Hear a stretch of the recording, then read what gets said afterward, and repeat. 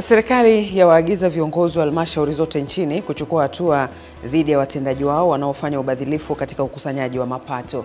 Na katika michezo, ligi kuu soka Tanzania bara inaendelea leo kwa kupigwa mchezo mmoja katika dimba la KMC Complex jijini Dar es Salaam, ambapo wenyeji Simba Sports Club wakiwakaribisha Dodoma Jiji kutoka Dodoma.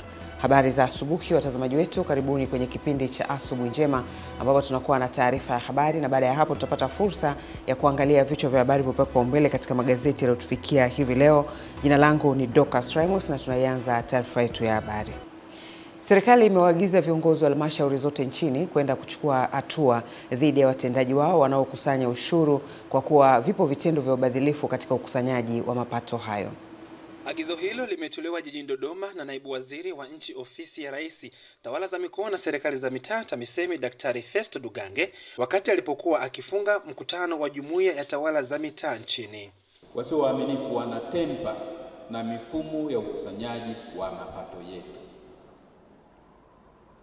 Naomba nisisitize sana jambo hili, twendeni tukayafanyie kazi, na kwa bahati nzuri vyombo pia vinafanya kazi. Kwa mkurugenzi ukilichukulia kwa wepesi, utajikuta vyombo vina taarifa, wewe hauna taarifa, na nafikiri tafsiri yake haitakuwa nzuri sana. Tunajua mnafanya kazi nzuri, nendeni mkazide pia mapengo haya ambayo yanabainika katika maeneo yetu. Aidha, naibu waziri huyo wa TAMISEMI akachukua wasaa huo kuonya juu ya matumizi ya risiti bandia kwenye ukusanyaji wa ushuru. Mawakala pia wapo wanaotoa risiti feki na wanatumia mashine mbili, halisi na feki. Kwa hiyo wakala wako anakuwa na mashine mbili. Umemwambia kusanya ushuru wa soko, ana mashine halisi, ana mashine feki. Anatoa risiti nyingi feki, halisi kidogo. Kwa hiyo mnajikuta mfikii malengo, lakini wafanyabiashara wote wana risiti zenu.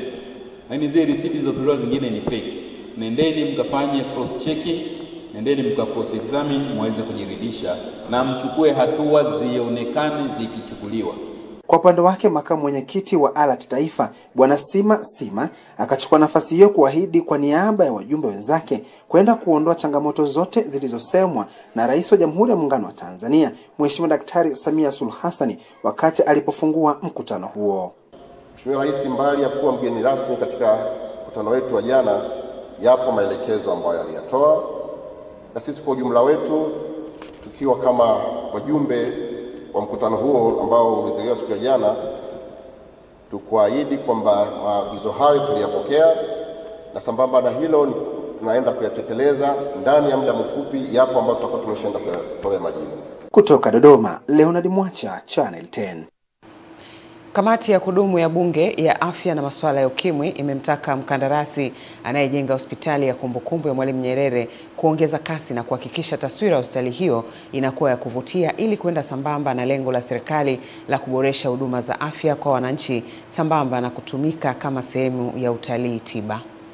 Ni ziara ya kamati ya kudumu ya Bunge ya Afya na Masuala ya Ukimwi wanafanya ziara hapa mkoani Mara. Awali wakiwa katika ofisi ya mkuu wa mkoa wa Mara, wanapokea taarifa ya mkoa pamoja na taarifa ya hospitali ya rufaa ya kumbukumbu ya Mwalimu Nyerere. Halmashauri zetu zote zina hospitali. Tumeanzisha vituo 37 ambavyo vinatoa huduma za dharura za upasuaji katika mkoa wetu, na hii imesaidia kusogeza huduma kwa wananchi. Na awamu ya 5 ambayo tuko sasa inatarajia kugharimu kiasi cha shilingi bilioni 18.8, na hadi sasa mkandarasi ameshalipa bilioni 4 ambayo amelipa mkandarasi mkuu anayejenga. Na hapa mkuu wa mkoa wa Mara Kanali Evans Mtambi amesema kukamilika kwa hospitali hiyo kutasaidia kwa kiasi kikubwa wananchi kuondokana na kadhia kusafiri kwenda mkoani Mwanza kupata huduma za matibabu. Hospitali hii tunaitizama kwa jicho la pekee sana, na imebeba kweli na kusadifu jina la Mwalimu Julius Kambarage Nyerere. Kisha kamati ikatembelea katika hospitali ya rufaa ya kumbukumbu ya Mwalimu Nyerere ili kujionea ujenzi wa hospitali hiyo, na hii ikawa ni kauli ya mwenyekiti wa kamati pamoja na wajumbe. Lakini sisi tumeona spidi iliyokuwepo pale, hata kama hiyo pesa wanayo, spidi bado imekuwa ni ndogo. Kwa hilo ni jukumu lenu, mlisimamie spidi iwe kubwa, na naibu waziri ameshaona anatoka hapa, inawezekana wakaenda kupush hizo fedha, twende tumalizie hilo jengo. Tukishamaliza ziara yetu tutakutana binafsi kabisa na mkandarasi anayejenga hapa, tuangalie hiyo bilioni 18 ambayo imepangwa, yale matokeo na mambo yote ambayo mmeshauri hapa yaweze kuzingatiwa. Tunaomba sana yale matarajio ya mkandarasi ya kuhakikisha kwamba jengo linakamilika mwezi wa 9 yasimamiwe na kufuatiliwa kwa ukaribu. Mimi naomba sana jambo hili tukiondoka lisiwe limetiwa kapuni, liende likafanywe kazi, kwa sababu kama tunataka tiba utalii, tujue kitu hichi ambacho tunakijenga, wenzetu wengi ambao watatoka miji mingine watakuja kuangalia. Kutoka hapa katika hospitali ya kumbukumbu ya Mwalimu Nyerere hapa mkoani Mara, jina langu ni Musa Makali na hii ni Channel 10. Katika kuhakikisha ajali za mara kwa mara na matukio ya kihalifu barabarani yanadhibitiwa kwa kiasi kikubwa, kamati ya usalama barabarani mkoa wa Iringa imetoa gari mpya aina ya Land Cruiser Hilux yenye thamani ya shilingi milioni 100 kwa jeshi la polisi kitengo cha usalama barabarani mkoa wa Iringa. Gari hilo limekabidhiwa na mwenyekiti wa kamati ya usalama barabarani mkoa wa Iringa Salim Abri Asas katika hafla fupi ya makabidhiano iliyofanyika mjini Iringa. Salim Abri Asas amesema gari hilo limenunuliwa kutokana na fedha iliyopatikana katika makusanyo ya ada za ukaguzi maarufu kama stika. Mkoa wa Iringa tumekuwa na matumizi bora ya fedha hizo, na bora ikafahamika, watumizi wa vyombo vya moto wakajua kwamba zile ada zinatumikaje. Kwa hizo fedha ni za waliolipia ada ya ukaguzi. Kwa kamati ya usalama barabarani mkoa wa Iringa,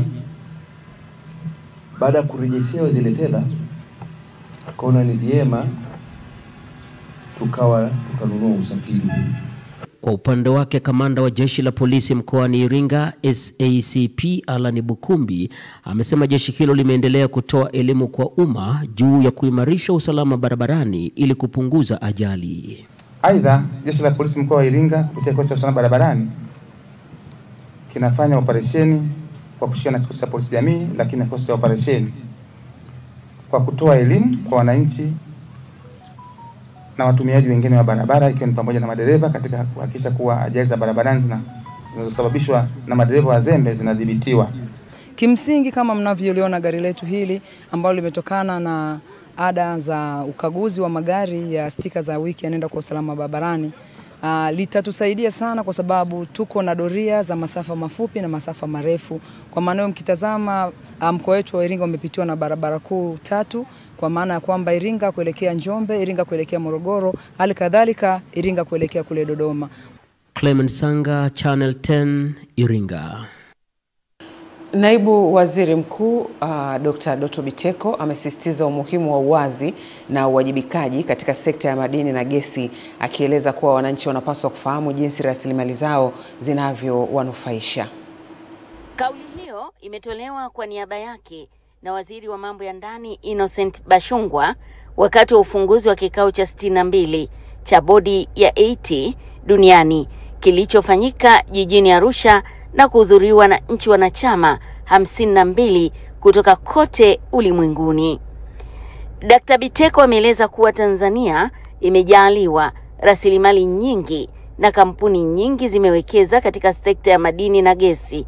Hivyo, kwa mujibu wa sheria iliyorekebishwa mwaka 2015, kampuni hizo zinapaswa kuweka wazi mapato yao ili wananchi waone faida ya rasilimali hizo kwao. Serikali yetu ikaona ni vyema takwa hili liwe la kisheria. Kwa hiyo iko sheria inaitwa Data Act 2015 ambayo inataka kampuni ambazo ziko kwenye sekta ya madini, sekta ya gesi na mafuta kudisclose kile chote ambacho wanalipa serikalini, na serikali kuconfirm kiasi kilichokipata kutoka kwenye makampuni haya.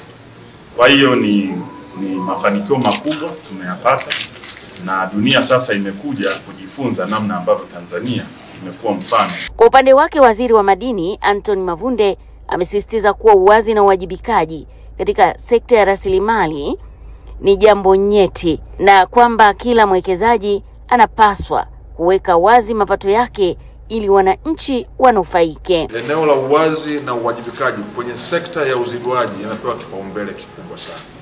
Wananchi wengi wamekuwa na hamu na kutamani kuweza kujua nchi yetu inanufaikaje na rasilimali ambazo Mwenyezi Mungu ametujalia. Ni kupitia utaratibu huu wa uwazi ambao unawekwa kwenye taarifa za mapato ndipo wananchi wanaweza kufahamu jinsi ambavyo nchi yao inaweza kunufaika na rasilimali ambazo Mwenyezi Mungu amezijalia. Sisi tujitahidi kuwa na semina za waandishi wa habari kuhusu ripoti itakayotolewa, si ndio? Mimi naomba kama mwenyekiti nichukue seriously na tutajitahidi. Ripoti ya 15 ikitoka tutawaita tukae pamoja tuelimishane ili kupitia nyie msambaze hii taarifa kwa wananchi wote waelewe umuhimu wa kazi inayofanywa na hii taasisi. Jamila Omar, Channel 10, Arusha. Wakazi wa wilaya ya Mpwapwa mkoani Dodoma wameiomba serikali kuharakisha ujenzi wa barabara kuu Mpwapwa Kongwa inayounganisha wilaya ya Mpwapwa na barabara kuu ya Dodoma Morogoro ili kufungua fursa za kukuza uchumi wa wakazi wa wilaya hiyo.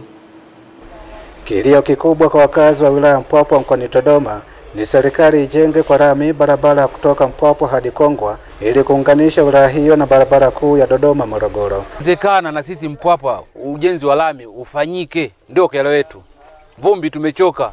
Tuna kero kubwa sana, tulikuwa tunaomba serikali kama inatusaidia, jaribu kutusaidia maana hii barabara kidogo inakuwa ina changamoto, afu ni imeshakuwa barabara kubwa ya magari mengi. Kilio chao ni kwa sababu wanazalisha sana mazao mbalimbali na barabara hiyo wanategemea kusafirisha mazao yao. Wilaya Mpwapwa inazalisha mazao ya biashara makubwa kama karanga, alizeti, yote haya yanapatikana wilaya Mpwapwa, lakini pia vitunguu. Kwa hiyo barabara hii ikitengenezwa kwa spidi na ikaisha kwa haraka itakuwa imewasaidia wana Mpwapwa kunufaika na barabara hii. Katika kipindi cha masika hali huwa si shwari katika barabara hii. Magari hukwama mara kwa mara kutokana na utelezi na ubovu wa njia. Shida kubwa, tunaomba viongozi watusaidie, pamoja kifusi wameweka ila waweke haraka kidogo kiwango cha lami. Tunahitaji serikali iangalie tunavyoteseka barabara. Tunahitaji lami. Alafu mabarabara yapanuliwe. Mama Samia tunaomba tuone. Kwa kweli watu wa Mpwapwa tunapata shida sana. Mama Samia yuko makini, ila sasa tunashindwa kuelewa kwa nini hali inakuwa hivi. Serikali ya awamu ya 6 imesikia kilio chao. Rais Dr. Samia Suluhu Hassan ametoa zaidi ya shilingi bilioni 50 ili kukamilisha barabara hiyo kwa kiwango cha lami. Na mkandarasi amepatikana na kusaini mkataba wa ujenzi kwa ajili ya kufanya kazi hiyo kwa gharama ya shilingi bilioni 53. Na vile kwa sasa hivi kwa mujibu wa mkataba, mkandarasi yuko kwenye hatua za kuandaa kambi ya kwake kwa ajili ya kuweka vifaa pamoja na watumishi kwa ajili ya kazi, lakini vile maandalizi ya ukusanyaji wa vifaa na kupata maeneo kwa ajili ya vifusi vya ujenzi. Kutoka Mpwapwa mkoani Dodoma, Domalima, Channel 10. Wafanyabiashara wadogo maarufu machinga pamoja na uongozi wa bodaboda mkoa wa Dar es Salaam umemshukuru Rais Mheshimiwa Dr. Samia Suluhu Hassan kwa kutimiza ahadi yake ya kutoa kwa uongozi wa machinga shilingi milioni 10 ambazo zimekwenda kujenga ofisi ya machinga katika eneo la Magomeni Kota. Viongozi hao wa machinga mkoa wa Dar es Salaam pamoja na viongozi wa bodaboda wametoa kauli hiyo muda mfupi baada ya mkuu wa Dar es Salaam Albert Chalamila kufungua ofisi ya machinga mkoa wa Dar es Salaam iliyojengwa na fedha zilizotolewa na Rais Dr. Samia Suluhu Hassan mwaka 2022. Hatua hii ambayo ilianza tangu serikali ya awamu ya 5 ni hatua njema sana na yenye matumaini kwetu sisi wa machinga. Mpaka leo serikali imeona umuhimu wa kujenga ofisi, maana yake kwamba ina nia njema na malezi mema, na sisi tunapongeza sana juhudi hizi. Ni hatua kubwa sana. Kwa mengi tumetatuliwa, machache tuliokuwa nayo tunaona bado tunakaa mezani na kuweza kuyatatua. Kwa hiyo machache mpelekee salamu Daktari Samia Suluhu Hassan kwa kutupa hii ofisi. Hatuna budi tena, na maafisa usafirishaji tunasema Daktari Samia. Mheshimiwa Rais alipiga simu siku ya Jumatatu 2022 pale Dodoma. Wa machinga tulikuwa na kongamano kubwa sana la kitaifa pale Dodoma. Akaahidi kutoa milioni 10 kila mkoa leo yametimia. Mkuu wa mkoa wa Dar es Salaam Albert Chalamila amesema pamoja na ujenzi wa miundombinu ikiwemo majengo ya ofisi za machinga, Dr. Samia Suluhu Hassan anataka kuona matokeo chanya ya wafanyabiashara wadogo kukua na kuwa wafanyabiashara wakati na wakubwa. Tumshukuru sana Mheshimiwa Rais wetu wa Jamhuri ya Muungano wa Tanzania kwa kujenga ofisi ya machinga mkoa. Sambamba na hilo, mkuu wa wilaya ya Kinondoni nampa maelekezo tena ya dhati kabisa, akamweleze mkurugenzi wa Kinondoni kuweka haraka furniture kwenye ofisi ile mara moja. Si jambo linalotushinda, tunaliweza ile Mheshimiwa mkuu wa mkoa. Kwa hiyo msipate shida, ofisi ile inaenda kuwa ya kisasa kabisa. Na mimi niwaahidi tutaweka na kompyuta pale kwa ajili ya kurahisisha utendaji wao wa kazi. Hasa kwa sababu kuna wamachinga na maafisa usafirishaji, maana yake zitahitajika kompyuta 2.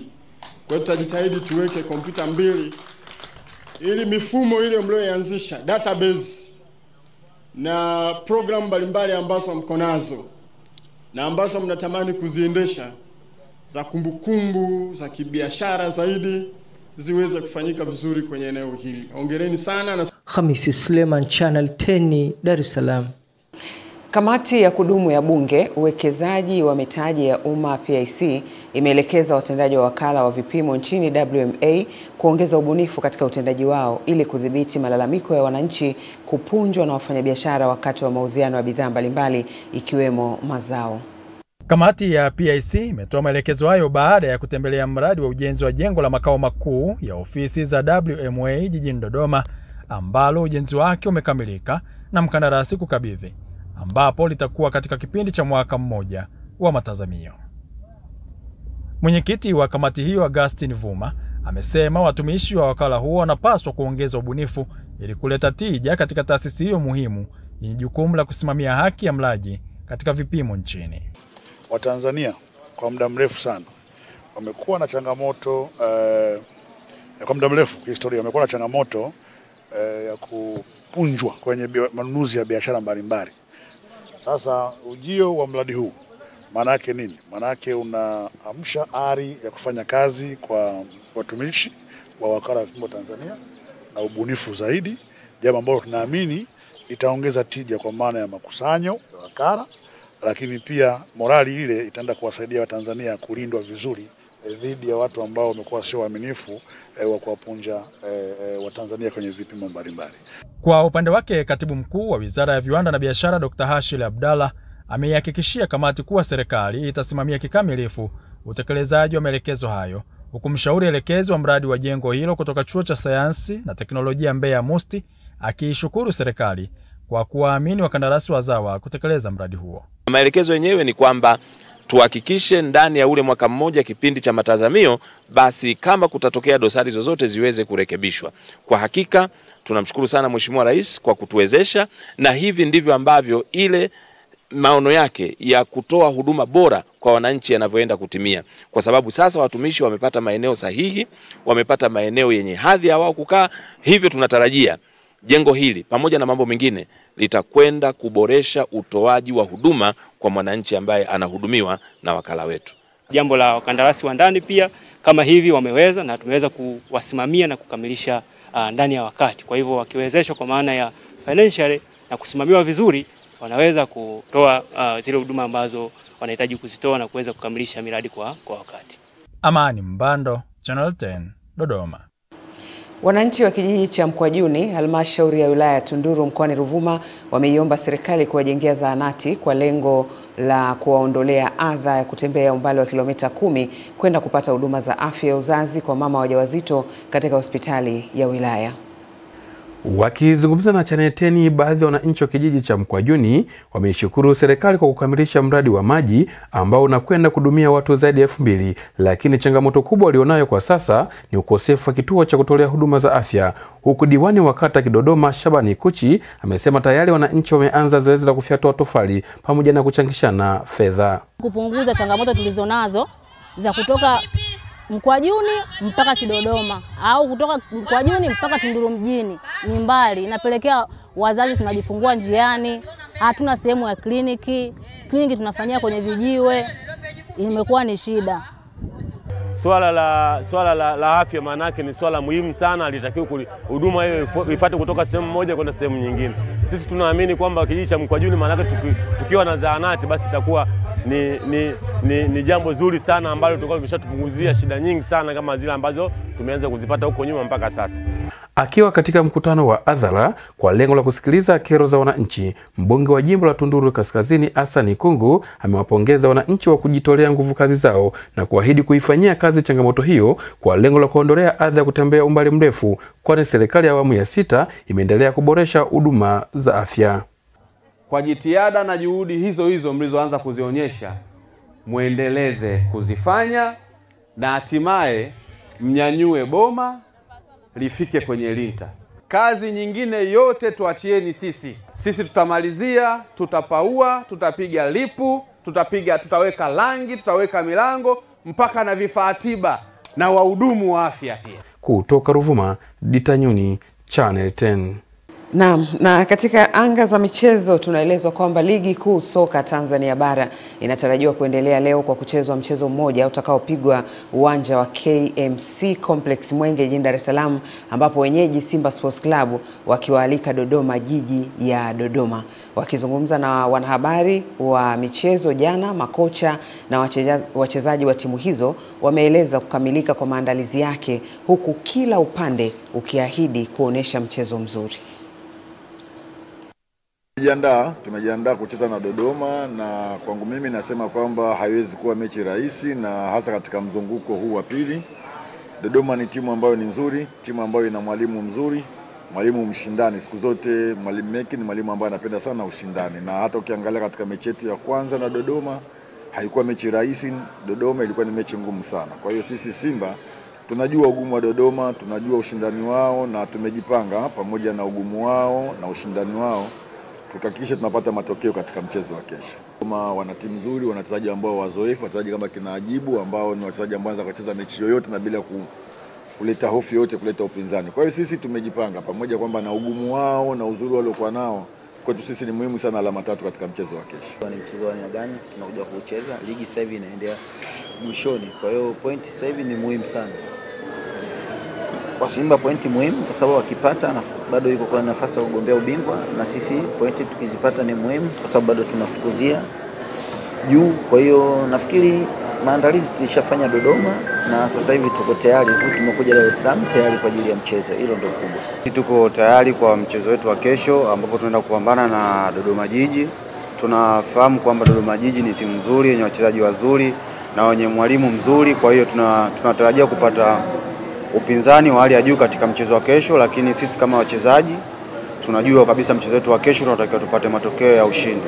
Ni mchezo mzuri kwa sababu kila timu inahitaji pointi 3 na sisi kama tunahitaji zaidi pointi 3 kwa sababu kwa position ambapo tupo na kwa ile position ambapo kuanzia nafasi ya 6 mpaka za chini huku tumeachana gap ambalo sio kubwa sana. Kwa hiyo sisi tumekuja kwa sababu ya pointi 3 ili kutuondoa pale tulipo na kufocus zaidi.